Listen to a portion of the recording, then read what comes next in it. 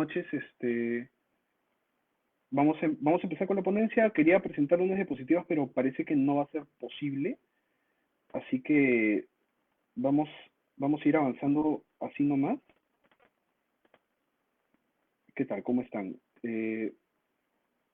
Vamos a tener que avanzar así nomás. Yo pensé que iba a poder transmitir alguna diapositiva, no va a ser posible. Solamente quiero setear un temita y ya estamos. Ya.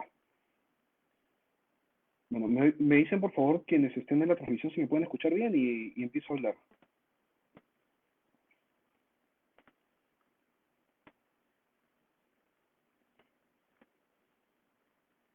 Ya.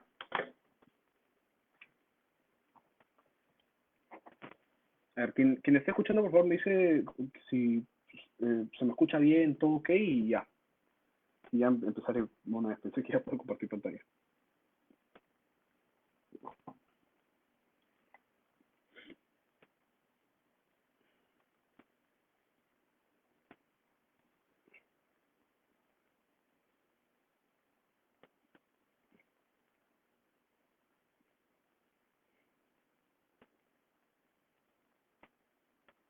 Ya. Buenísimo. Entonces, somos los que somos. Disculpen la demora y el tema de conexión. Soy una voz especializada en banca, pero no soy un abogado tecnológico. Entonces, ni modo. Vamos avanzando con esta, esta pequeña ponencia. No debería ser muy larga en realidad. No, les voy a comentar un poco el programa Reactiva. Lo que sí voy a hacer, quienes lo necesiten me lo piden.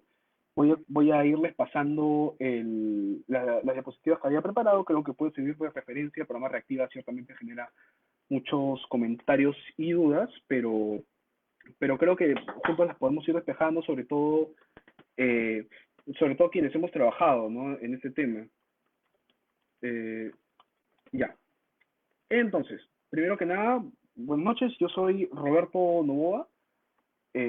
Soy un abogado especializado en regulación bancaria, un abogado por la Universidad de Lima y magíster por la Pontificia Universidad Católica del Perú en Derecho Bancario. Llevo ya algunos años en el sistema financiero, trabajando como abogado in-house. Eh, Empecé mi carrera en el BCP, luego pasé a Interbank, donde estoy actualmente, y he podido tener acceso a ver varios temas que verlos internamente es distinto a asesorarlos en forma externa o a tal vez verlos a partir del puro análisis de la norma, ¿no? He visto la implementación de algunos temas novedosos y en la situación del COVID, eh, ciertamente he tenido la oportunidad de ver este programa que es Reactiva, ¿no? Así como los otros fondos de promoción que ha ido sacando el Estado desde el año pasado, el Fondo Crecer, luego el Fondo FAI MIPE, Reactiva, bueno, y FAI Turismo, que acaba de salir y que se está viendo cómo se va a entender y cómo se va a ir manejando, ¿no? Pero va un poco para ahí. Entonces, hablemos de Reactiva. Que así como el inicio de esta transmisión, de tratar de compartir la pantalla es un dolor de cabeza. ¿Por qué es un dolor de cabeza? Porque vamos a ir viendo y todos los abogados que nos siguen, cuando vayan leyendo las normas de programa Reactiva, van a poder ver que es bastante confuso, ¿no? Entonces, bueno, yo había titulado esta ponencia originalmente Programa Reactiva, Intenciones y Problemas. ¿Por qué Intenciones y Problemas? El programa Reactiva Perú es un programa que tiene las mejores intenciones, creo, ciertamente rescatar la economía, no romper la cadena de pagos, ha sido un poco parte de la idea, pero como todo en derecho, lo que se queda en buenas intenciones a veces no necesariamente se traduce en buenos resultados, sino en problemas, como lo vamos a ir viendo. Entonces, algunas ideas clave para entender el problema reactiva e ir explicando su naturaleza, su concepto, y me gustaría tener una pizarrita acá para dibujar el flujo de reactiva, pero lo van a poder ver en la diapositiva que luego voy a pasar para todos.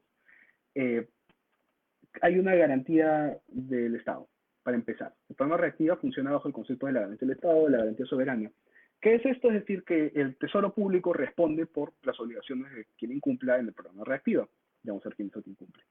Hay un fideicomiso, que es el que garantiza los fondos del programa, que es a donde se aporta la cartera de créditos que los bancos colocan. Los bancos se adhieren a este fideicomiso, se han adherido ya, mejor dicho, porque asumen varias obligaciones frente a COFIDE, entre otras cosas, y ese programa, por cierto, COFIDE es el administrador del programa, ¿no? Y algunos temitas adicionales que vamos a ir viendo es la sustitución de contraparte crediticia, que es un concepto de regulación bancaria, que en términos muy sencillos, un poco la idea es que cada uno de nosotros tiene un riesgo frente a un banco. Cada uno asume diferentes obligaciones y por esas obligaciones hay un riesgo crediticio, un riesgo de pago, ¿no?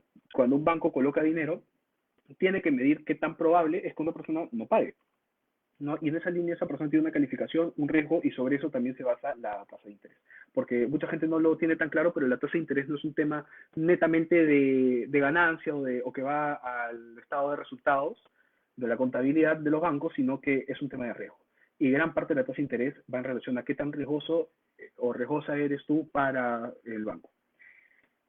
Ahora, eso nos lleva a un concepto que existe en la revolución bancaria llamado sustitución de contraparte crediticia. ¿Qué es la sustitución de contraparte crediticia? Es regulada en el artículo 212 de la ley de bancos. La idea es que yo asumo mis obligaciones frente al banco, el banco me da un préstamo, pero mi riesgo es determinado riesgo, ¿no? Un determinado riesgo de que no le paguen. Imaginemos, vamos a poner números arbitrarios. Es un riesgo de 40%. El banco está solo 40% seguro que le voy a pagar. Pero yo soy una empresa y mi empresa matriz que está en Holanda, no, en Estados Unidos, es una empresa que más bien no tiene riesgo, es una empresa muchísimo más solvente, una empresa millonaria. Entonces la empresa va donde el banco y le dice, ¿sabes qué, banco? Yo garantizo a mi cliente por ti. Yo lo garantizo ante ti y él ya no te da ninguna garantía. Y la regulación bancaria lo que te dice es que cuando sean esos supuestos bajo ciertos tipos de garantías reguladas, vamos a poder sustituir quién asume la responsabilidad, es decir, el riesgo. Por lo tanto, el banco, en lugar de alocar o colocar el riesgo en cabeza de su cliente, lo va a colocar en cabeza del garante. ¿Cuál es la idea de eso? Menos provisiones, hacer más barato el crédito, hacer más fácil el acceso a ese crédito. Y eso va a permitir colocar eventualmente ese crédito. Esa es un poco la idea de sustitución de contraparte crediticia. Y es importante porque en principio las garantías del Estado nos permiten hacer sustitución de contraparte crediticia.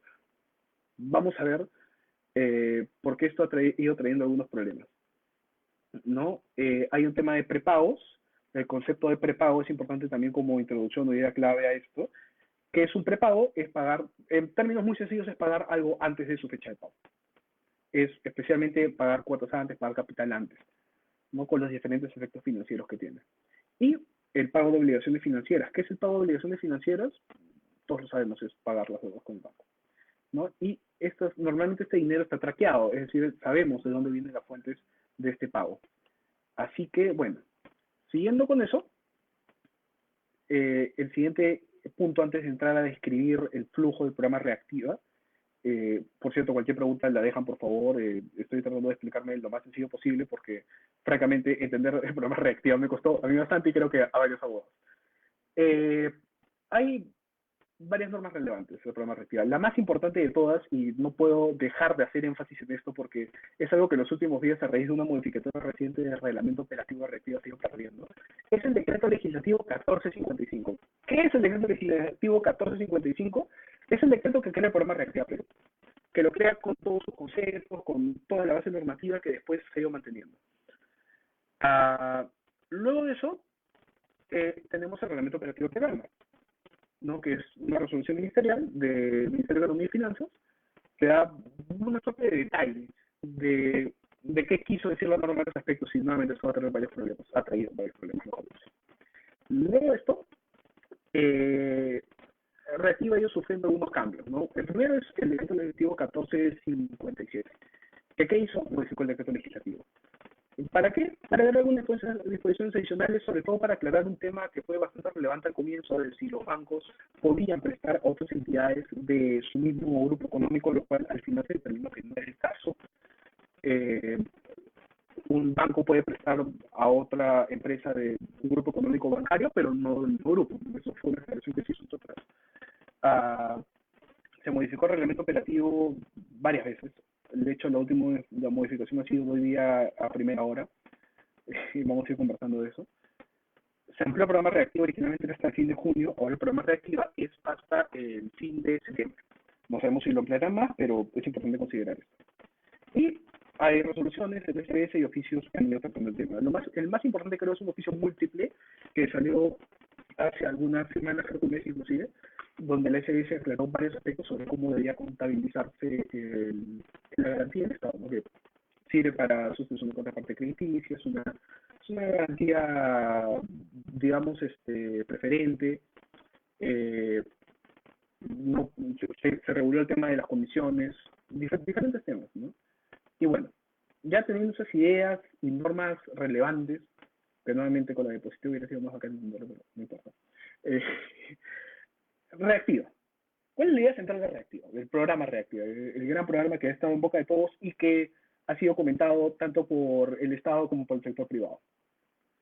El programa Reactiva, de acuerdo al artículo 1 del Decreto Legislativo 1455, tiene como finalidad, y lo cito, promover el financiamiento de capital de trabajo de las empresas que enfrentan pagos y obligaciones de corto plazo con sus trabajadores y proveedores y bienes y servicios. Trabajadores y proveedores de bienes y servicios. Entonces, ¿cuál es la idea? La idea es, a través de este programa, que los bancos puedan prestar a diferentes empresas, ahí sí no importa el tamaño, tanto empresas de la pequeña empresa como del sector banca empresa y el sector de empresas corporativas, ¿no? Que se puedan beneficiar con créditos de acuerdo claramente a su capacidad de pago y a cuánto pueden recibir, porque también ha habido muchas discusiones al respecto. Eh, ¿Ha habido alguna interpretación de que esto va aparejado a que necesariamente tengan una necesidad de capital o que tengan que demostrar algún estado? No es el caso y la ley tampoco lo regula. No, la idea es que la empresa simplemente califique y el banco pueda prestar en la medida que la evaluación de riesgo lo amerite y los requisitos de forma reactiva. En principio, solo dos tipos de pagos. Este crédito solo puede servir para pagar a la planilla, a tus trabajadores o a tus proveedores de bienes y servicios. Por extensión, se ha interpretado en el sistema financiero en algo que me parece bastante acertado, que puedes pagar impuestos con el programa reactiva. Yo creo que es perfectamente factible y no he visto ninguna opinión en contrario. Finalmente, los impuestos pueden llegar a ser capital de trabajo y si no, que algún economista que esté mirando me corrija, con toda confianza. Entonces, tienes estos dos tipos de pagos, proveedores de bienes y servicios y trabajadores de planilla. ¿Por cuánto es el fondo? Son 60 mil millones de soles. Fue ampliado, empezó con 30.000. La idea es que esto se vaya repartiendo según nuevamente cuánto vaya ganando cada uno con las subastas con el BCR. Eso lo vamos a ver en el siguiente punto, que es el fondeo, porque esto es una operación bastante compleja, digamos, y no necesariamente la ideal para un tema de recuperación, es una operación bastante hasta de finanzas corporativas, ¿no? Que en el mundo de la banca, digamos, es lo más interesante y complejo de estructurar. ¿Cuál es un poco la idea? Hay unas subastas con el BCR, porque ¿qué va a hacer el BCR?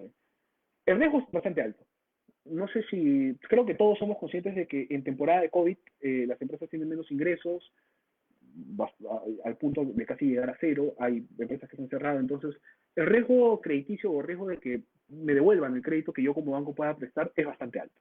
Siendo bastante alto este riesgo, no se puede pedir a los bancos que lo asuman completamente, porque si no, ningún sistema financiero te sobrevive a eso. Entonces, ¿qué se ingenió? Me parece que la propuesta vino directamente del BCR en un inicio, que el BCR haría unas subastas. El BCR colocaría cierta cantidad de dinero en el sistema financiero a diferentes bancos y proporcionalmente a quien ofreciera la menor cantidad de tasa. Entonces, no sé, si el banco A iba diciendo, ¿sabes qué? BCR, yo voy a ofrecer a mis clientes 0.5, más la comisión que le tengo que pagar al BCR, no a COFIDE por el programa. El banco B dice, no, ¿sabes qué? Yo 3%, entonces se irá repartiendo en base a quienes ofrezcan menores tasas. Esa es un poco la lógica. Entonces el BCR subasta esta cantidad de dinero, la coloca, que es un préstamo, es una operación de reporte. No es objeto de esta ponencia explicar qué es una operación de reporte, porque es bastante compleja, pero en términos sencillos es una suerte de préstamo que toman las entidades con el Banco Central de Reserva. Y al tomar estos préstamos con el Banco Central de Reserva hay obligación de devolver. Y los que trabajamos en bancos sabemos que tener obligaciones con el BCR siempre es muy importante y algo que se tiene que asumir con muchísima responsabilidad. Entonces, hay una operación de reporte con el BCR. Eso permite que las tasas sean tasas mínimas históricas, porque, a ver, no creo que nunca más en la historia ni del Perú ni del mundo, salvo algunos pequeños detalles, vuelvan a dar tasas de 0.5%, pues, porque son tasas a pérdida. Entonces, a pérdida, y por más que no se tenga claro, a nadie le conviene que los bancos pierdan. A nadie le conviene que los bancos no tengan ingresos, porque los bancos son la estabilidad del sistema financiero y la estabilidad del sistema financiero. A su vez, es la estabilidad del Perú. Y es importante considerar esto, ¿ya? Porque a veces hay muchos medios de comunicación de dinamizar a los bancos, ¿no? Pero a todos nos interesa que los bancos estén bien. Entonces, las tasas son definidas por sorteo, por eso es que hemos obtenido tasas mínimas históricas. La garantía del Estado es no directamente para el banco, sino es para el BCR, para cubrir al banco frente al BCR en caso el cliente incumple. Y hay un efecto dominó ahí que vamos a ir viendo. Hay diferentes porcentajes, ¿no?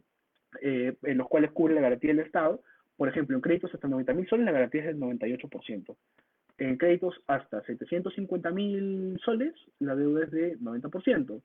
En, de 7.5 millones, perdón. Y la garantía es de 80% si es que el crédito es máximo de 10 millones, o sea, en el tramo entre 7.5 y 10 millones de soles. Va bajando el porcentaje, claramente a más dinero es mayor el riesgo. Eso quiere decir que, por ejemplo, en el último tramo, que es en los créditos de 7.5 millones de soles hasta 10 millones de soles, va a haber un 20% de préstamo no protegido por el fondo reactiva. ¿Esto qué implica? Implica riesgo banco. El riesgo banco es un riesgo bastante complejo, ¿no? Porque va a implicar pedir garantías, va a generar costos adicionales y no sabemos al final del día cuántas empresas se van a sostener luego de pasar el periodo COVID. Así que eso hay que verlo con mucho cuidado. Ahora, el programa reactiva tiene un flujo, que normalmente lo van a ver cuando pase la diapositiva en algún archivo más adelante. El flujo del programa reactiva no es tan inmediato y es importante precisar, uno, no es una canalización de recursos. No es que COFIDE le dio recursos a los bancos y los bancos prestaron dinero. No es eso. No es que el BCR le dio recursos a los bancos y los bancos prestaron dinero. Tampoco es eso. Y tampoco es que hay una garantía del Estado máxima que me protege con el dinero de mis impuestos y esa garantía va a implicar que el banco está obligado a dar un préstamo. Tampoco es eso. ¿No? Perdón. Es un poco más complejo. ¿Por qué es un poco más complejo? Lo primero que existe es el fideicomiso reactivo. Entonces, imaginemos que estoy tratando de dibujar un cuadrito donde describo el flujo, ¿ya? Y va a aparecer primero el fideicomiso de reactivo. El fideicomiso de reactiva es un fideicomiso que se crea en mérito de este programa y que lo van a integrar qué activos, qué capital va a integrar ese fondo, ese fideicomiso.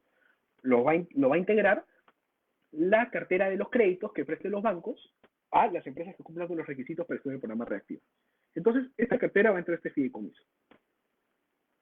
Ahora, a cambio, ¿qué le va a dar el fideicomiso a la entidad del sistema financiero que da esta cartera de créditos? Por cierto, una cartera de créditos es, para los que no necesariamente lo conozcan, porque nuevamente no todos tienen por qué conocer estos términos, una cartera de créditos es un conjunto de créditos. A partir de 2 créditos hay cartera.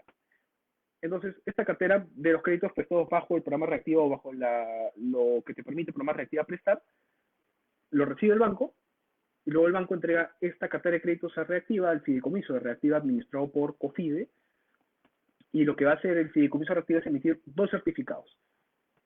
Un certificado por la porción garantizada por el crédito, como les dije, hay tramos según la cantidad del crédito y según porcentajes que se establecen en el reglamento operativo de reactiva. Un certificado por la parte garantizada y otro certificado por el 2, 5, 10 o 20% que no esté garantizado. El banco recibe, o la entidad que preste el crédito de reactiva recibe estos 2 certificados y lo que va a hacer es con el certificado garantizado se lo va a endosar el BCR. ¿Por qué se lo va a endosar el BCR? Porque acá viene algo interesante que en el flujo en realidad está antes, que es que el BCR ha hecho un préstamo a través de una operación de reporte, o va a hacer un préstamo con una operación de reporte gracias a este certificado. Entonces, eso le va a permitir al banco tener el dinero para asumir el riesgo de colocar. Entonces, el BCR le entrega dinero al banco, a cambio el banco le da el certificado de participación cubierto con garantía soberana, que le ha entregado a su vez el fideicomiso de reactiva, por haberle dado estos créditos. Es un poco así. Si tienen cualquier duda, pregunten, pero en principio es una estructura financiera compleja, lo es.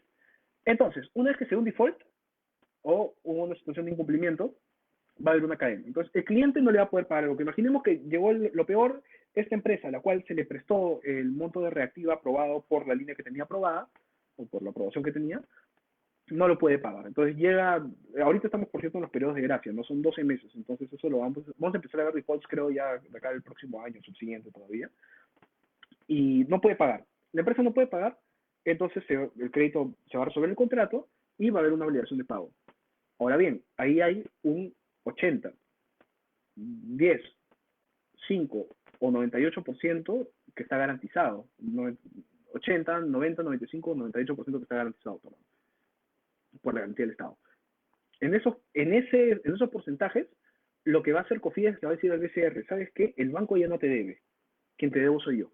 Y el fideicomiso reactivo administrado por COFIDE le va a pagar al BCR. Entonces, eso hace que esa deuda entre el Banco Central de Reserva y la entidad del sistema financiero desaparezca. Al desaparecer esta deuda, hay un solo porcentaje que ya entre la entidad del sistema financiero y COFIDE van a ver cómo cobrarlo al cliente, en la medida que sea posible. Entonces, hasta ahí suena bien. Hasta ahí suena bien. Pero vamos a ir viendo cómo puede complicarse, ¿no? Ahora, un primer issue que es importante levantar considerando la estructura del programa, considerando el flujo, ¿de quién es la garantía del Estado? Porque muchos han escuchado, no, que el Estado está garantizando los bancos, entonces los bancos tienen que prestar, no es así. La garantía del Estado no es para los bancos, es para el BCR. El BCR es el que se beneficia de esta garantía, es decir, cuando la operación de reporte no puede ser honrada por el banco, que es un crédito que asume el banco frente al BCR para que a su vez el banco pueda prestar a los clientes, cuando el banco no puede pagar esto porque su cliente no le paga, la garantía que sale a pagar no es al banco, es al BCR, de tal manera que esa deuda desaparezca. Pero aún hay deuda entre el banco y el programa reactiva o el fideicomiso reactiva, y es importante considerar eso. Como decía, no garantiza el crédito para los beneficiarios, garantiza en realidad el repo frente al BCR. No, lamentablemente, la experiencia tan reciente no ha permitido que podamos medir cómo es la cobranza o cómo se está dando este tema en el mundo de las ejecuciones, ya que, nuevamente, los créditos están en periodo de gracia, aunque son 12 meses. Y el crédito máximo puede ser hasta de 36 meses, incluyendo este periodo de gracia. Por lo tanto, a partir del mes 13, ¿cuándo? A partir de agosto, julio, agosto del próximo año no, junio, a partir de junio, julio, agosto del próximo año vamos a empezar a ver cuando aparezcan defaults. Y ahí seguramente habrá la oportunidad de ampliar. Pero eso es un poco la idea que hay que entender. El crédito, la garantía no es para el banco, es para el banco que presta reactivo, sino es para el Banco Central de Reserva. Es importante entender esto. Bueno, el programa reactivo es uno de los programas con más restricciones que hizo en toda mi vida. Habiendo visto nuevamente el fondo crecer previamente y el FIMIP, que son otros fondos de garantía también para la situación. Un FIMIP es para la situación COVID y crecer lo estuvo planificando desde el año pasado. Primero, la empresa que ha solicitado su crédito reactivo y que le han otorgado el crédito reactivo le desembolsaron la plata, no sé, 7.500 soles, 10.000 soles, 30.000, sí, 30.000, 10 millones de soles en el caso de las corporativas, no pueden hacer varias cosas, tienen varias restricciones. La primera es no pueden pagar obligaciones financieras con los fondos de reactiva. Esto lo establece el artículo 6.1 del decreto legislativo 1455 que creó el programa y el artículo 5.2 del reglamento operativo. Y este es un issue descomunal, que lo voy a comentar más adelante, porque han habido varias controversias y yo tengo una posición en particular sobre esto y sobre lo que ha querido decir el MEF en la norma. Vamos a irlo viendo, pero en principio, y es parte de lo que les estoy comentando, de lo que veo del programa reactiva, no se puede usar los fondos del programa reactiva para pagar obligaciones financieras. En esa línea, los mismos artículos tanto del decreto legislativo como del reglamento operativo te señalan que no se puede usar reactiva para prepagar obligaciones financieras. Entonces, esa era un poco la diferencia, ¿no? Una cosa es que yo tengo mi deuda que la voy pagando en su fecha de cronograma, después de que vence, y otra cosa es el concepto de prepago, es decir, pagar un crédito o una cuota antes de su vencimiento, o pagar el capital antes de la fecha en la que yo tengo obligación de pago. En el mundo de las personas naturales y las MIPES que están protegidas por el reglamento de conducta de mercado y por el Código de Protección del Consumidor, el prepago es un derecho. Y una norma con rango de ley, igual que el Código de Protección del Consumidor, ha decidido en este caso que ese prepago está restringido mientras el crédito reactiva esté vigente. Lo que se ha querido hacer en términos financieros, digamos, es subordinar los demás créditos al crédito reactivo. Un poco. Ahora, el tema del prepago, como les decía originalmente, está regulado en la Ley de Protección al Consumidor, el Código de Protección al Consumidor y en el Reglamento de Conducta de Mercado del SBS. Pero una norma con rango de ley, como es el decreto legislativo 1455, ha decidido que esto se vea suspendido mientras el reactivo esté vigente. Es importante tener esto en consideración, ¿ya? Porque Indecopi tiene sus propios criterios sobre qué debería primar y Indecopi tiene que entender que hay principios de derecho que uno siempre tiene que aplicar, como por ejemplo que la norma posterior del mismo rango va a primar. Pero bueno. Nuevamente, la empresa que ha recibido fondos de reactiva, ha recibido el crédito de reactiva, no puede distribuir dividendos mientras el crédito reactivo esté vigente, ni utilidades, ni ninguna forma que te lleve a entender que está distribuyendo utilidades entre los accionistas, socios, lo que fuera. Salvo las de los trabajadores. Sí, porque un poco la idea es, digamos, no perjudicar a este grupo vulnerable en la situación de COVID, ¿no? Todos somos trabajadores, finalmente. Eh, Esta empresa no puede adquirir activos fijos, no puede comprar participaciones en otras empresas, no puede comprar bonos, no puede hacer aportes de capital, no puede darse a entender que está tratando de aumentar su equity o tratando de incursionar en otros negocios mientras tenga el crédito reactivo vigente, porque normalmente es un crédito de urgencia, la idea es soportar a la empresa en el periodo en el que va a estar complicada con el pago de tanto planilla como de proveedores de bienes y servicios. Ahora, esa es una reflexión muy interesante para los que vimos desde un inicio la ley 3737, que es esta norma que se creó para penar al Club de la Construcción. La empresa no debe estar en el marco de la ley 3737. No debe haberse sometido, no debe estar investigada, no debe estar con ninguna de las restricciones de esa norma. Y los representantes de la empresa, entendería todos los que tienen poderes, no deben estar incursos, y eso sí un cambio del día de hoy, del reglamento operativo, no deben estar incursos en procesos de corrupción y conexos. Ahora, uno puede estar investigado. Finalmente, la investigación fiscal o policial o lo que fuera no garantiza nada. No garantiza que la persona sea culpable. Entonces, creo que la modificación del día de hoy es bastante acertada. La idea es que ya esté en un proceso penal el representante para que su empresa no pueda entrar reactiva, ni él tampoco. La empresa que toma reactiva no debe estar en algún vínculo o ser parte del grupo empresarial de la entidad del sistema financiero del banco que presta el crédito de reactiva. Luego de esto, el anexo 1 del reglamento operativo tiene una lista de actividades restringidas, es decir, una lista de actividades en la que las empresas a las que se les va a prestar no deben dedicarse. La idea es un poco nuevamente que el crédito ayude a las empresas que al Estado le interesa que ayude. Entonces, temas de explosivos, cierto tipo de negocios de dudosa reputación, por así llamarlos, no van a poder estar coberturados por el programa reactivo. Es importante siempre revisar el anexo 1 del reglamento operativo. Y claro, el programa tiene diferentes criterios para la evaluación financiera, ¿no? Desde los ingresos hasta cuánto ha declarado de salud, y eso también va a permitir determinar cuánto monto le corresponde a cada empresa, ¿no? Que eso sí, otro punto de bastante discusión en estos días. Aquí hay una pregunta: ¿consideras que para una empresa tiene mayor incentivo acogerse al parque o conseguir un crédito reactiva? Eso es súper interesante, porque, John, muchas gracias por la pregunta. Mira, ¿qué sucede? En un inicio apareció el parque, nadie sabía cómo iba a ser con el crédito reactiva, luego modificaron el reglamento operativo el 29 de junio, me parece, sí, el 29 de junio modificaron el crédito reactiva para señalar que si una empresa con un crédito reactivo se cogía el parque, los bancos perdimos la garantía, lo cual no tiene ningún sentido, no nos pueden trasladar algo que es responsabilidad del cliente finalmente. Y además es impredecible cómo cuando una empresa de un mes para otro puede cambiar todos sus estados financieros y ya no ser viable o necesita reestructurarse como se empezó el parque.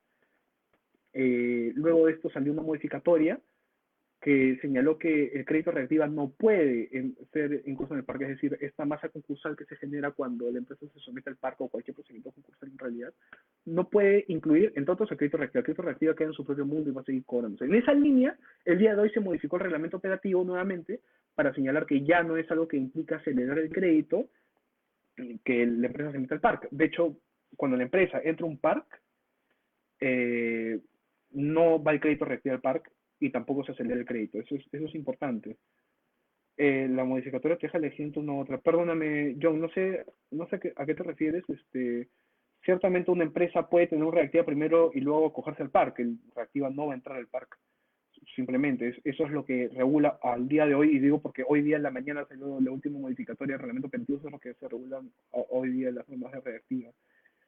Eh, es que son naturalezas distintas, ¿no? Acogerse al parque es un proceso concursal, es un proceso de reestructuración, es una empresa que va a suspender diferentes pagos. El crédito reactivo es otra naturaleza, es una operación financiera, tiene otra evaluación. En principio es una empresa viable, mucho más viable que la del parque, ¿no? Luego, vamos a empezar a hablar de las problemáticas del programa reactiva. Igual síganme preguntando si tienen algunas dudas estructurales de cómo funciona el programa. Les voy a dejar un Excel donde un PowerPoint, perdón, ya lo he dicho antes, no soy un abogado tecnológico.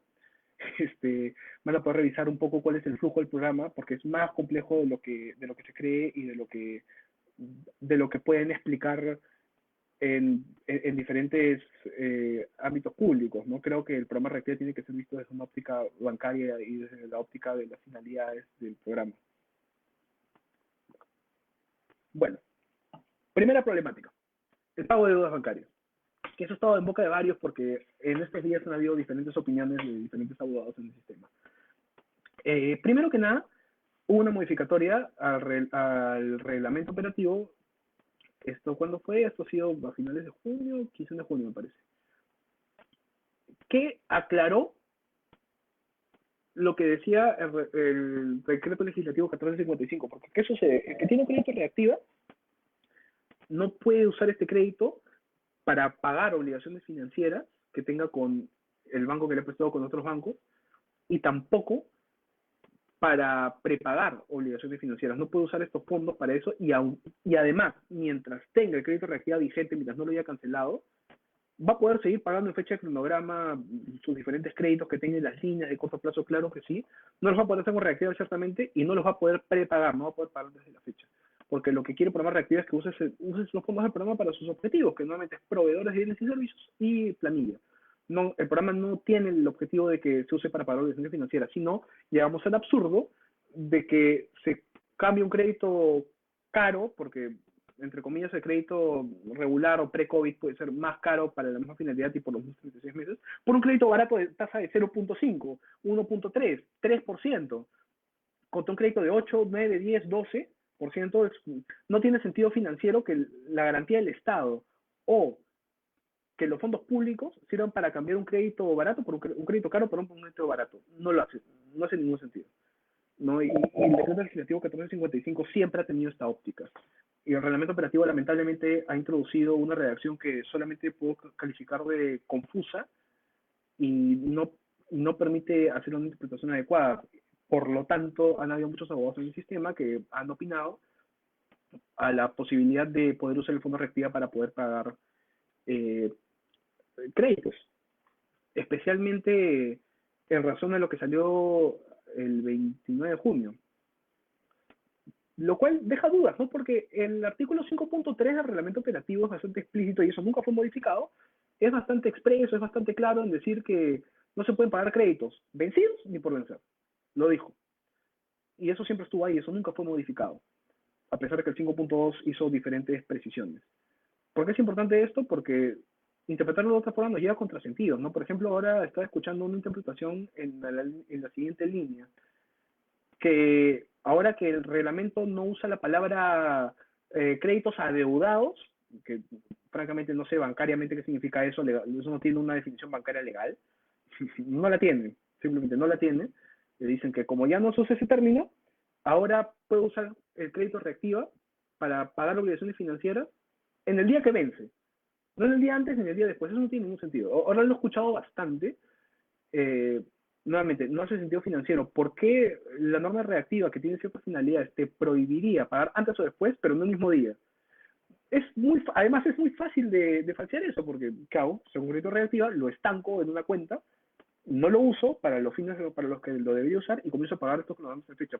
Al hacer eso, efectivamente, cambio un crédito caro por un crédito más barato. No es algo que me haga mucho sentido a mí, creo que esa no es la finalidad del programa, creo que no es lo que se ha buscado y, y bueno, es importante considerar esto, ¿no? Yo tengo mi propia interpretación ahí y la mantengo. Tengo una pregunta más. Hola Miriam, ¿cómo estás? Ojalá estés muy bien. ¿Cómo puede hacer el banco para asegurarse de que su cliente, al que le desembolsó el crédito bajo el programa Reactiva, no vaya corriendo a otro banco para prepagar sus deudas con ese otro banco? Esa es la gran pregunta y lamentablemente siento que se ha pretendido trasladar a los bancos esta gran responsabilidad, ¿no? No creo que haya una forma adecuada para verificar eso y de hecho la SBS ha tenido cuidado en un oficio múltiple, no me acuerdo el número, pero bastante reciente. La SBS le ha dicho a los bancos que tienen que tener un control razonable para evitar este tipo de cosas. ¿Qué es razonable? Jurídicamente no significa nada tampoco. O sea, debería ser algo dentro de la diligencia ordinaria, ciertamente. Pero sí, pues hay bastantes limitaciones para comprobar eso. Finalmente un cliente puede sacar reactiva e ir a pagar a otro banco que ya ha sucedido, hasta las noticias inclusive. Eso hay que verlo con bastante cuidado, ¿no? Tal vez lo más recomendable es que los bancos, por un tema no de solidaridad, pero sí de coordinación, porque finalmente a un banco le puede pasar, perder la garantía por un prepago de un cliente y luego le puede pasar el otro banco que en un principio se ve beneficiado por este prepago. Creo que debe haber algún margen de coordinación y lo hay entre los bancos para saber qué está pasando con los diferentes clientes que activan, ¿no? Aunque en principio este control debería ser COFIDE. Pero bueno, en respuesta corta, creo que no hay una forma de estar completamente seguros que nunca se va a usar el crédito reactiva para temas distintos de los que el programa permite o para pagar obligaciones financieras en otros bancos. Creo que es un ideal pensar que se iba a poder controlar esto. El programa reactiva finalmente da dinero y el dinero es fungible, el dinero desaparece, el dinero se mezcla. Yo retiro el dinero que recibo reactiva y nadie ve por dónde va. Es bastante complicado.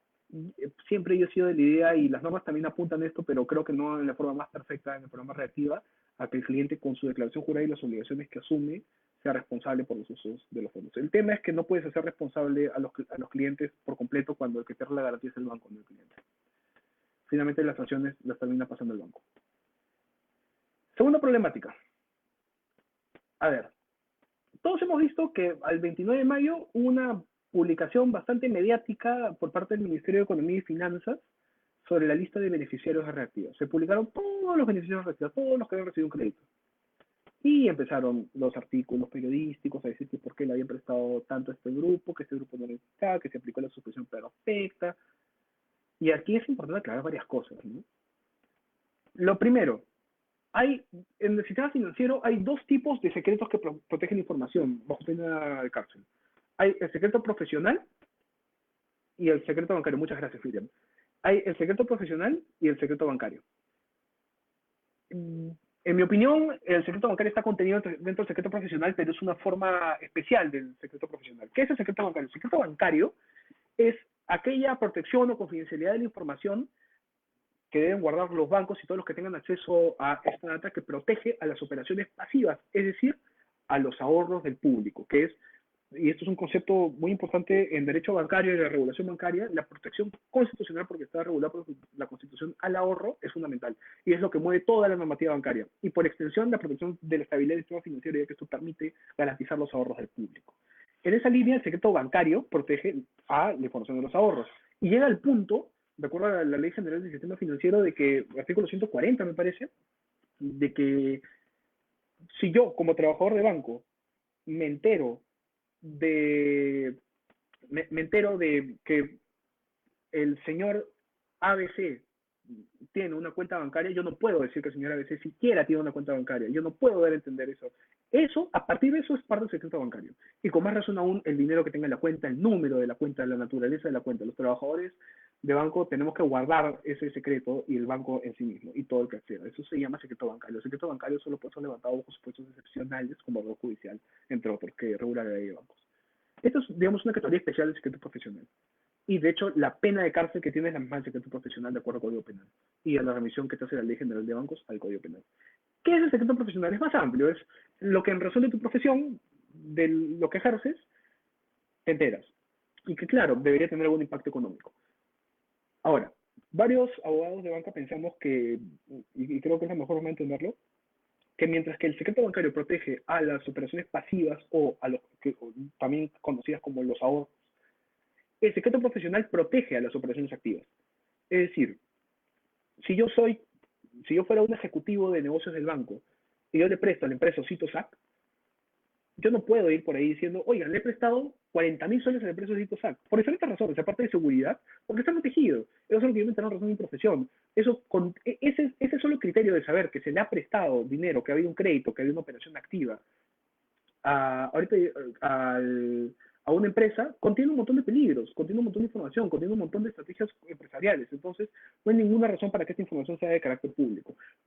Sin embargo, los permisos que les dan los clientes a los contratos a los bancos buscan que se pueda usar esta información para reportar a la central de riesgos pública, que es la de la SBS, y a la central de riesgos privada, por ejemplo, Equifax, creo que se llama ahora, lo que antes era Infocor. Entonces, pero esto tiene un fin único, que es control de riesgo. es que si mañana yo voy a alquilar mi departamento a una persona que tiene problemas de pago, no lo haga, que tenga esa oportunidad de conocerlo, que yo banco, veo que un cliente tiene un mal historial crediticio, no le presto porque es mucho riesgo. Y eso no es necesariamente información pública, es una información de riesgos. Le estoy poniendo un término arbitrario, claramente, pero no, nunca se consideró la idea de que los créditos o las operaciones activas permitan su publicidad completa. Esto es algo que yo creo que no, el MEF no ha entendido, y lo digo tajantemente porque es así, no lo han entendido, y se publicó la lista de todos los beneficiarios reactivos, que es un crédito. Y es un problema. Es un problema porque genera riesgos reputacionales. Entonces, no voy a decir nombres, voy a evitar decir nombres a lo largo de esta ponencia. Entonces, el grupo empresarial, Los Aires, me voy a inventar, ¿no? Ha recibido créditos reactiva y aún así tiene un montón de flujo y lo que fuera, que es lo que ha salido en diferentes artículos periodísticos, ¿no? Y llama la atención porque nuevamente esta información nunca debe ser pública y porque te lleva a equívocos, ¿no? Lleva a un mal entendimiento. Nuevamente, esta es información especializada, esta es información para ser procesada desde una óptica de riesgos, la información de los créditos, no desde una óptica popular, por así decirlo. Entonces, ¿qué pasa cuando se vuelven públicas las operaciones activas de los clientes que han sido beneficiados con reactivos, los préstamos, ¿no? Hay malos entendidos. Entonces dicen, no, pero a la empresa millonaria le han caído 10 millones de soles y a la pobre MIPE le han caído un préstamo de 20.000 soles. Ya, verlo así es un erróneo increíble. O sea, es un erróneo que hay que sacar de una vez y me gustaría que las personas que están viendo esto puedan entenderlo y lo puedan comentar con otros. Yo no le puedo prestar 10 millones de soles a una MIPE cuyos ingresos mensuales son 10.000 soles, 20.000 soles, 30.000 soles. ¿Por qué le prestaría 10 millones de soles? No tiene sentido financiero. No tiene sentido económico, no tiene sentido de por sí, ¿no? Y no se puede vender esto públicamente como una forma de abuso. Pero una empresa corporativa, una gran empresa, le puedo prestar 10 millones de soles, porque a lo mejor sus ingresos son 20 millones regulares y tengo la expectativa de que me vaya a pagar eso. Y míralo desde la perspectiva del riesgo de crédito, desde la perspectiva de que no me van a pagar. Porque si yo le presto 10 millones de soles a la MIPE, no me la va a poder pagar. Va a usar esa plata a la mejor de sus capacidades, pero a la mejor de las capacidades de una MIPE no es de un manejo de 10 millones de soles. Si lo fuera, tendría esos ingresos y no sería una MIPE. Nuevamente, las MIPES mueven la mayoría de la economía nacional, pero lo mueven dentro de lo que cada una de estas percibe. Entonces, cuando yo coloco un contraste entre una gran empresa y una MIPE que recibieron diferente dinero, es incorrecto. De hecho, el mayor porcentaje del programa fue colocado a MIPES. No lo podemos analizar por montos. Si lo vemos por montos, nos vamos a perder. No tiene el mismo sentido. Nuevamente, con un crédito de 10 millones que podría colocar 20.000 pymes, también es el caso, pues. Las 20.000 pymes no califican. Esto es un crédito, no es una canalización de recursos. Hay riesgo que se asume. Hay que cuidar la garantía del Estado. Y hay demasiados supuestos en los cuales el banco puede perder la garantía del Estado y ser responsable. Entonces, es bueno tenerlo en cuenta, ¿no? El secreto bancario también protege los datos personales. Hola, Freddy. Sobre el secreto bancario, no, el secreto bancario no protege los datos personales. El secreto bancario como concepto legal y jurídico únicamente implica proteger las operaciones pasivas, toda información desde la propia existencia hasta los detalles de las operaciones pasivas, es decir, de los ahorros del público, y en particular los ahorros de cada uno de nosotros. No, si yo tengo una cuenta en el banco ABC y yo no quiero que nadie se entere, nadie tiene por qué saber que tengo esa cuenta. Eso es parte del secreto bancario. El secreto bancario no protege datos personales. Los datos personales tienen todo su propio régimen legal. Y sí, como bien me aclaran, la SDS por oficio múltiple ha pedido que las sociedades de auditoría externa hagan revisión de los estados de la RTA Perú. Eso, muchas gracias a mi papá que me ha aclarado eso. Mi papá es un importantísimo abogado de banca del sistema, y siempre ha sido una guía excelente. Y sí, pues no, las sociedades de auditoría externa tienen que hacer esta revisión, tienen que verlo con mucho cuidado, pero vamos a ver qué nos dice la práctica de cómo se ve esto, ¿no? No ha habido el caso todavía y va a ser bastante complicado de regular. Y sí, muchas gracias, Piero, por tu comentario. Miguel, sobre tu comentario, sí, pues, la mayoría de los créditos reactivos han sido colocados a pymes, no han sido colocados al sector corporativo y no se puede ver por montos. Verlo por montos es la forma incorrecta de verlo. Y no es que yo crea que sepa la verdad, es que es un tema financiero, ¿no? Luego, el último issue o problemática de la que quería tratar era sobre la tasa, porque también se ha hablado mucho dentro de estos. Nuevamente, Reactiva es un programa lleno de buenas intenciones, es un programa repleto de las mejores intenciones, de la idea de reactivar la economía, no romper la cadena de pagos y demás. No, intenciones buenas que se convierten en problemas, porque como la norma no está redactada bajo la mejor técnica legislativa. Insisto, el Poder Ejecutivo no es el Poder Legislativo, el Poder Ejecutivo no tiene los procesos para redactar normas y lamentablemente nos lo ha demostrado con situaciones como el programa Reactiva. El programa Reactiva no está adecuadamente redactado, redactado para efectos jurídicos, ¿no? Porque no es lo mismo redactar un texto usual, una comunicación, un texto jurídico. Un texto jurídico tiene que redactarse desde varias ópticas, desde la óptica de la interpretación sistemática, desde el buen entendimiento, desde la claridad, y si es necesario, en mi opinión, la redundancia. Si el programa tiene que ser redundante en su redacción, que lo sea, pero la falta de eso ha generado muchas problemáticas, ¿no? Nuevamente, que no se rompa la cadena de pagos, que solo puedas pagar a proveedores y a planillas. ¿Y por qué están interpretando unas personas, yo no, que se puede usar para pago de obligaciones financieras? Nuevamente, el programa nunca nació así. Y de hecho han habido declaraciones públicas de diferentes autoridades en ese sentido. Eh, Eso ha sido pues el primer gran issue, ¿no? El tema de los prepagos. El otro issue que comentaba era la publicidad. Nuevamente, cuando haces una operación financiera tan compleja para tratar de rescatar la economía nacional, vas a tener como consecuencia que se malentienda y que haya malinterpretaciones, especialmente cuando se publica una lista de créditos que está protegida por el secreto profesional.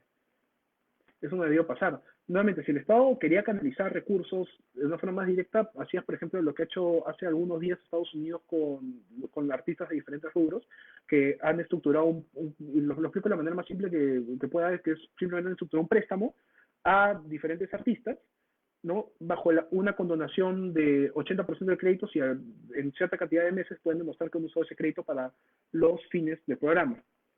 Eso funciona. Los programas de incentivos siempre funcionan, pero nuevamente no ha sido el caso con Reactiva. Reactiva se quedaba en la intención. La última problemática ahora sí de lo que quería tratar era sobre la tasa y sobre si realmente hay un ingreso para los bancos, hay una ganancia, ¿no? Porque nuevamente se ha conversado de esto, ¿no? Que frases como, no, pero el banco colocó tanto, está ganando tanto, qué horror, que se está ayudando a los bancos a ganar dinero, nada más alejado de la realidad.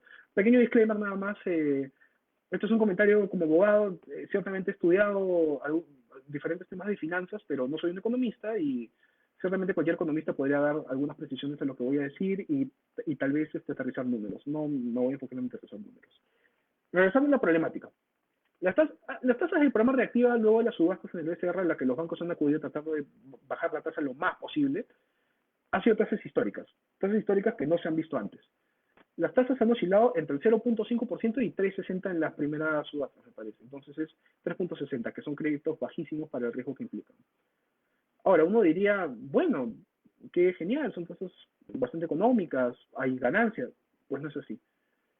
Los que trabajamos en bancos sabemos que implementar un nuevo programa, un nuevo crédito, un nuevo producto financiero, porque nuevamente las normas bancarias diferencian entre lo que son servicios financieros y productos financieros. Las operaciones activas y pasivas son distintas de los servicios financieros, por eso tampoco podríamos entrar a los bancos en el rubro de proveedores de bienes y servicios, que la norma dice que puedes pagar con forma reactiva, pero eso es otro tema. Eh, y crear un producto en el banco nuevo como reactiva es costoso y bastante costoso. Tiene muchas complicaciones operativas, muchas complejidades. No solamente está el análisis que los asesores legales hacemos dentro de un banco, sino también está la estructuración de sistemas, el cambio de directivas, la capacitación de los ejecutivos de negocios que se van a encargar de hacer los préstamos. Es bastante complejo. Y esa complejidad tiene un costo. Para todos los que hemos estudiado algunos temas básicos de economía, sabemos que todo, toda, todo tipo de estructuración de productos tiene costos de transacción, tiene costos en personal, en luz, en teléfono, ahora no tanto luz porque los hoteles no están usando, pero en teléfono, en horas de trabajo. Esos costos se van sumando a riesgos del banco, porque una tasa de interés no está compuesta solamente de la ganancia del banco, de hecho no está compuesta principalmente de eso. Una tasa de interés, o mejor dicho, la diferencia entre una tasa de interés de los préstamos y las tasas de interés que se pagan por los ahorros genera lo que se llama el spread bancario. En términos muy simples, tienen muchos más temas complejos de por medio, pero ¿por qué una tasa de interés activa o una tasa de préstamo es mucho más cara de lo que se paga a uno por la tasa de ahorros? Porque el riesgo es distinto. Cuando yo coloco mi dinero en un banco, yo prácticamente no tengo riesgo de que no me paguen. Para los que no lo saben, los bancos tienen una regulación bastante estricta en cómo protegen los ahorros del público. Hay diferentes provisiones que se hacen, hay diferentes rubros de dinero que se guardan para que los bancos puedan siempre responder ante los clientes en cualquier supuesto, inclusive en las peores crisis económicas. Y como si eso fuera poco, los bancos contratan seguros, además, hay el Fondo de Seguro de Depósitos, que hoy en día es una asociación que la integran todos los bancos aportan mensualmente, me parece, al Fondo de Seguro de Depósitos, y este fondo protege, en caso de un banco quiebre, en el improbable caso de que un banco quiebre, este fondo va a responder por los ahorros del público hasta cierta cantidad, ¿no? Y es importante considerar que los bancos tienen protegidos los ahorros, la norma tiene protegidos los ahorros. Entonces, el riesgo de que un banco no me pague mis ahorros que yo tengo en este banco, mi cuenta de ahorros, en la cuenta corriente, lo que fuera, es casi inexistente. Por eso es que la tasa, la norma, no es una norma, pues el principio económico es que a mayor riesgo, mayor tasa. Entonces, al revés, si tengo menos riesgo de que el banco no me pague, mi tasa va a ser mínima, ¿no? Nuevamente, hace razón financiera. Claro está que hay diferentes productos que permiten ganar más créditos, pero tienen algunas restricciones, más interés, perdón. Dejar tu dinero cierto tiempo, tener cierta cantidad de dinero que le permite al banco operar mejor, entre otras cosas. En cambio, en las operaciones activas, el criterio es distinto. El banco asume el riesgo. Y sí existe un riesgo más real de que un cliente no pague. Es una realidad y hay una evaluación financiera de por medio. Hay garantías permitidas, pero hay también un principio en banca bastante antiguo que dice que ninguna garantía se buena un crédito. Es decir, tú no puedes prestar porque te dan una garantía de 100, prestar 100. Jamás. Eso no puede pasar. ¿Por qué? Porque no es negocio de los bancos ejecutar. No es negocio de ningún banco ejecutar créditos. No es negocio de ningún banco ejecutar garantías. No es negocio de ningún banco quedarse con la casa que tiene en hipoteca. No funciona así. Es demasiado costoso, no es objeto de los bancos y además la regulación bancaria tiene de muchísimos límites a cuánto tiempo un banco puede quedarse con activos que ha ejecutado. Y eso es costosísimo. Tiene costos de almacenaje, tiene costos de guarderías. Es complejísimo. A ningún banco le interesa ejecutar garantías. No es negocio el banco. El negocio del banco es prestar créditos y cobrarlos habiendo hecho una buena evaluación financiera para beneficio de todos. Entonces, el concepto de tasa siempre es más caro. El concepto de tasa de interés activa tiene el spread, cuánto el banco tiene que ganar para cumplir con sus accionistas, para cumplir con sus obligaciones. Tiene el riesgo, considera el riesgo, y diferentes factores macroeconómicos, macro y microeconómicos, que implican que la tasa es un compuesto financiero bastante complejo, cómo se llega a la tasa de interés. Y por eso es que a más riesgo, si yo tengo menos ingresos mensuales, si yo ya me he atrasado con créditos antes, si yo no tengo propiedades con las cuales responder, mi tasa va a ser mucho más alta. Por eso es que las tasas de las tarjetas de crédito son tan altas. Las tasas de las tarjetas de créditos es dinero casi líquido, casi disponible.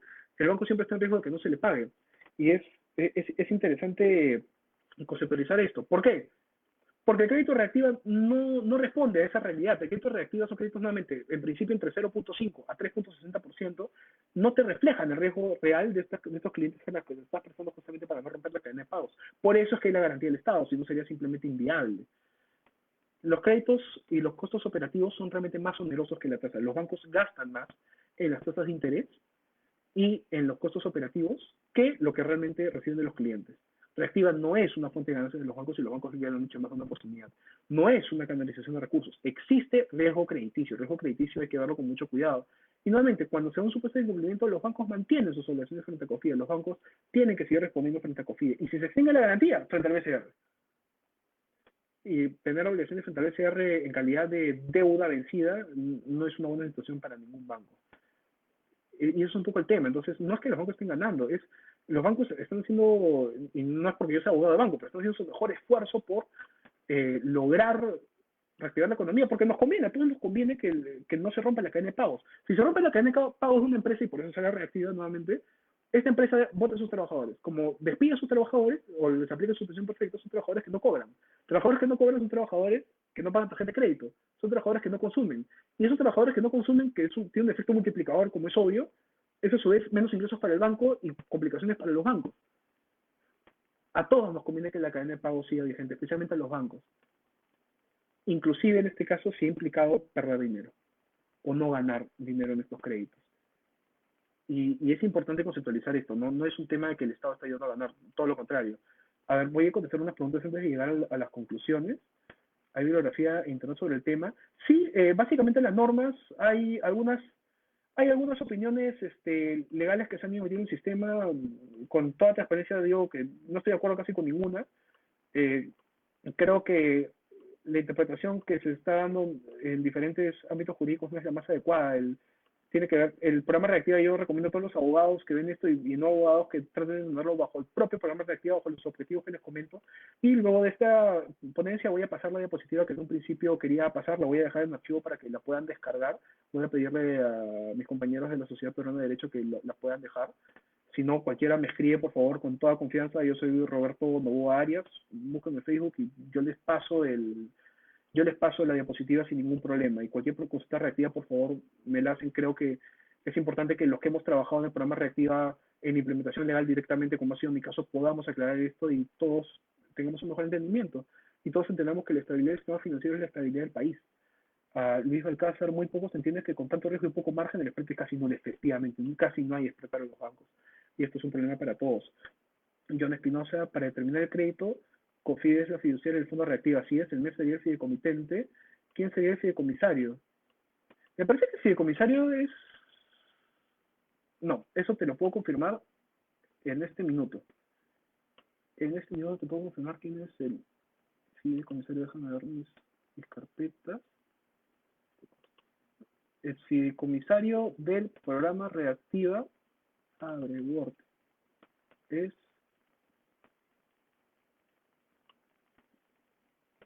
Dame un instante.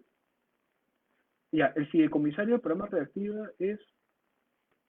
Ah, no tiene fideicomisario. Bueno, puede no tener fideicomisario, ¿no? Los bancos nos adherimos, pero no es que realmente seamos fideicomisarios. Bueno, pero va un poco por ese lado. Freddy comenta, Freddy, hizo bien el Banco Central de Reserva en excluir a las cooperativas de crédito que préstamo Reactiva Perú, inicial estaban autorizadas. Es que para enfrentar, Freddy, el crédito Reactiva Perú tienes que tener una solvencia que creo que es más propia de los bancos. Es una solvencia bastante compleja de tener, es una solvencia de bastante capital o patrimonio efectivo en el caso de los bancos. Tiene que verse con bastante cuidado. Yo, en principio, por ejemplo, FAE Turismo sí se ha habilitado para otras entidades financieras. Nuevamente, pueden soportar. FAE Turismo es un fondo mucho más chico que Reactiva y con menos obligaciones. Bueno, ya para concluir, me estoy extendiendo mucho, creo, más del tiempo que me habían dado. Algunas conclusiones de lo que es el programa Reactiva Perú. Primero, no es una fuente de ganancias de los bancos. No es un spread o un ingreso que permita sustentar el negocio diario de los bancos. Tiene que en algún momento el negocio bancario regresar al curso de los créditos normales. Nuevamente, los ingresos de los bancos finalmente benefician a todos. Los bancos son de los que más impuestos pagan en el país. Es una operación financiera compleja en la cual participa COFIDE administrando el programa a través de un fideicomiso y el Banco Central de Reservas fondeando las operaciones a modo de crédito, no a modo de canalización de recursos, no es lo mismo. Que no necesariamente era lo mejor, ¿no? Para una situación de emergencia. Las operaciones financieras complejas deberían ser más para temas corporativos, pero esa es mi opinión. La garantía del Estado es para el BCR, nuevamente no es para el banco. La garantía del Estado ante el incumplimiento del cliente beneficiado con reactiva va a pagar la operación de reporte con el BCR, no va a pagar al banco. El banco se va a librar de esa deuda, digamos, con el BCR, pero va a haber porcentajes descubiertos y porcentajes por recuperar que se queda con COFIDE. Es importante considerar esto. Los fondos de reactiva, otra conclusión, no se pueden usar para pago de obligaciones financieras ni para prepagos. Es decir, los fondos de reactiva son únicamente para las finalidades del decreto legislativo 1455, es decir, pago de proveedores de bienes y servicios y la planilla. Y por interpretación, en vía de interpretación, los impuestos que impliquen capital de trabajo, ¿no? No puedes, porque el capital de trabajo para estas dos finalidades, no puedes usar reactiva para pagar estos créditos. La idea es que reactiva sirva para su finalidad, que es no romper la cadena de pagos. Si no, imagínense, nuevamente llegaríamos al contrasentido financiero de que está cambiando un crédito más barato por un crédito más caro con fondos del Estado. Eso puede hacerse en una consolidación de créditos, en todo tipo de operaciones, pero no es el caso. El crédito reactiva, como decimos en banca, es un crédito senior o frente a las otras obligaciones financieras que tenga el cliente. ¿Qué quiere decir que es un crédito senior que va a ser preferido, que debe pagarse antes, por así decirlo, que los otros créditos? No deben prepararse otros créditos mientras que el crédito reactivo se encuentre vigente, mientras no haya sido cancelado por el cliente. Nuevamente, esto ha sido establecido por decreto legislativo 1455 con rango de ley, y siendo una norma posterior al Código de Protección del Consumidor, tiene que respetarse esa disposición. No se pueden aplicar preferentemente las normas del Código de Protección del Consumidor por ser normas previas, y además que esta es una norma especial, para el programa Reactiva y los clientes beneficiados con Reactiva. Eh, Independientemente de cuál sea la fuente de pago de estos prepagos, no se pueden hacer de Reactiva diferentes. Se pueden pagar los créditos con fuentes distintas de ingresos, distintas de Reactiva, en sus fechas de cronograma o antes de que venzan, pero no con los fondos de Reactiva. Y ya esto último, más que de análisis normativo, es una opinión personal. La normativa de programa Reactiva tiene una redacción bastante confusa. La única manera de entender Reactiva con claridad es primero en vías de interpretación jurídica. Creo que es importante aquí el trabajo de los abogados, especialmente en no leer solo el reglamento operativo. He visto mucha lectura en solitario del reglamento operativo y no es la mejor idea. El reglamento operativo tiene que leerse necesariamente en forma sistemática con el decreto legislativo 1455 que crea el programa Reactiva para entender sus finalidades y ver cómo se desarrolla. Porque tiene frases que no necesariamente pueden entenderse bien por sí solas. Tiene que haber un análisis bastante más completo, ¿no? Y creo que una redacción confusa no ayuda a un programa que ya es bastante más complejo de lo que debería ser para un apoyo a la cadena de pagos o que no se rompa la cadena de pagos, ¿no? Últimas preguntas. En tu opinión, Luis me pregunta, ¿en tu opinión los certificados emitidos por COFIDE a favor de los bancos se podrían negociar? ¿Se podría generar un buen mercado? Debería, ¿no? La verdad es que no lo tengo tan claro. El programa es bastante nuevo, no sé si se puede negociar, creería que no, pero me puedo estar equivocando en esto. Creo que esto lo verifico y te vuelvo a comentar, que podría generar un buen mercado, pero veamos, ¿no? Veamos cómo se da esto. Muchas gracias por tus palabras, John. Cuando se dé la oportunidad, hay muchos ponentes súper capaces y que saben diferentes temas en la Sociedad Peruana de Derecho. Ha sido un gusto estos meses que llevo en esta actividad, pero que creo que en cualquier momento yo seguiré publicando mi perfil y compartiendo con todos los que me lo pidan temas reactivas. Yo encantado. Si algo me interesa es que quede claro este programa y no tengo ningún problema en explicar. Otra pregunta de John, una deuda de fondo reactiva, ¿qué rango tendría en un proceso concursal ordinario del parque? No van, las deudas reactivas no van al parque. Eso ha sido una modificatoria del día de hoy del reglamento operativo. Si una empresa se va al parque, la deuda reactiva no va. La deuda reactiva se sigue cobrando normal y no tiene la protección del parque.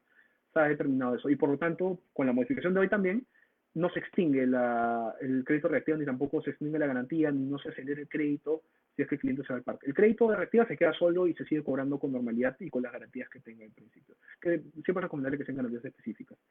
Y ahí la última pregunta, eh, Ana Victoria me pregunta, ¿cómo se hace si los créditos se están pagando con el fondo reactivo? ¿Algún tipo de control o fiscalización? Complicadísimo. Es algo que comentaba hace algunos minutos. Lamentablemente no hay forma de verificar que el crédito reactiva no, no se use para pagar otros créditos o obligaciones que no corresponden a los fines del programa. Lamentablemente uno puede hacer un tracking bastante limitado de las operaciones, una medición bancaria que lo protege. Creería que eso es algo que debe seguir trasladándose mediante declaraciones juradas a la responsabilidad de los clientes y que los bancos no deben verse perjudicados por algo sobre lo que no necesariamente van a tener control. Eso es una obligación de los clientes, una obligación legal y una obligación moral del programa reactivo. Bueno, me pasó un poquito de lo que esperaba exponer. Sin embargo, les agradezco mucho la atención a los que han estado viendo. Por favor, si gustan, compartan esto con toda libertad y me siguen preguntando. Yo voy a tratar de ver cómo alcanzarles la diapositiva en PowerPoint que había preparado para esta exposición. Creo que es bueno que la vean. Ahí hay un flujo bastante interesante de cómo funciona el programa y la garantía. Y nada, nuevamente soy Roberto Novoa. Cualquier pregunta me la pueden hacer. Muchísimas gracias y muy buenas noches.